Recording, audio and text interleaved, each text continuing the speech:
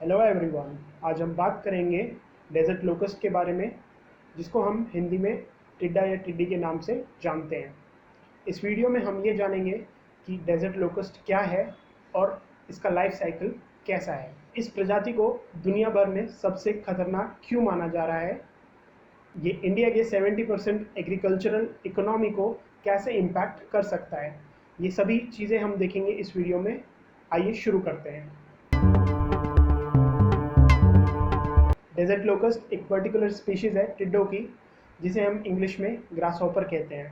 Studies ने ये prove किया है कि इस स्पीशीज़ के जो एग्स होते हैं वो मिट्टी में लगभग 20 साल तक दबे रह सकते हैं, और जब इन्हें अनुकूल टेम्परेचर और एनवायरमेंटल कंडीशंस मिलती हैं तब ये अपने अंडों से बाहर आ जाते हैं।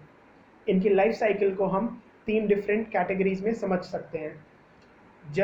जब इनके पंख नहीं होते हैं तब हम इनको हॉपर कहते हैं, और 3 से 4 हफ्तों में इनके पंख आ जाते हैं तब ये एडल्ट की कैटेगरी में कंसीडर किए जाते हैं, और इसके अगले 2 से 3 हफ्ते में ये अंडे देने के लिए केपेबल हो जाते हैं, तो हम इनको एज अ मैच्योर की कैटेगरी में कंसीडर करते हैं।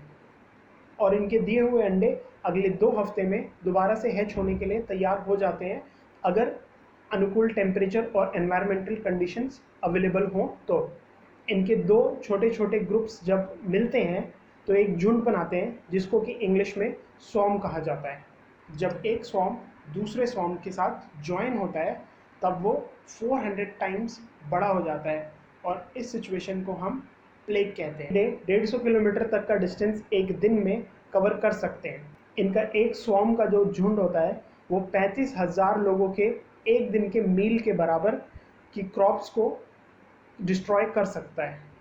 ये टिड्डों की जो स्पीशीज़ है इसका नेचर जो है माइग्रेटिंग नेचर है, मतलब कि एक जगह की क्रॉप्स को वो डिस्ट्रॉय कर देते हैं और उसके बाद वहाँ से उड़ के वो दूसरी जगह जाते हैं, जो कि इनको सबसे डेंजरस स्पीशीज़ बना देता है, क्योंकि वो फिर दूसरी जगह की क्रॉप्स को वहाँ पे डिस्ट्रॉय करते हैं एंड देन फिर वहाँ से मूव होके वो आगे बढ़ते रहते हैं, और ये विंड की डायरेक्शन में ट्रैवल करते हैं, और उसके साथ में जो भी क्रॉप्स इनको मिलती हैं वो सब डिस्ट्रॉय करते हुए जाते हैं। इनका लाइफ स्पैन है 3 से 6 महीने का। इंडिया में ये पहली बार 1950 में देखे गए थे, उसके बाद 1993 में इसका आउटब्रेक हुआ, और अब ये 2020 में इसका आउटब्रेक देखा गया है। अरेबियन पेनिनसुला और साउथ वेस्ट एशिया में इम्पैक्ट देखा गया है इसका। ईस्ट अफ्रीका में केनिया में सबसे ज़्यादा इम्पैक्ट देखा गया है।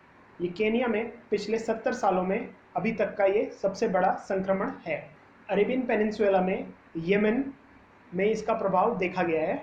साउथ वेस्ट एशिया में ईरान में इसका आउटब्रेक 6 महीने पहले देखा गया था, और लगभग 2 महीने पहले पाकिस्तान में इन टिड्डों ने माइग्रेट किया है, और इस सिचुएशन को वहाँ के प्राइम मिनिस्टर इमरान खान ने एक एग्रीकल्चर इमरजेंसी घोषित किया है। इंडिया में ये जनवरी में माइग्रेट हुआ है पाकिस्तान बॉर्डर से, और ये बताया जा रहा है कि जनवरी में ये राजस्थान और गुजरात में इसका प्रभाव हुआ, जिसकी वजह से लगभग 3 लाख हेक्टेयर की जो क्रॉप्स थी वो इम्पैक्ट हुई हैं। करंटली ये एमपी में इसकी प्रेजेंस देखी गई है। एंटोनियो गुटेरेस ने इस प्रॉब्लम का जो ओरिजिन है वो बताया ग्लोबल वार्मिंग को।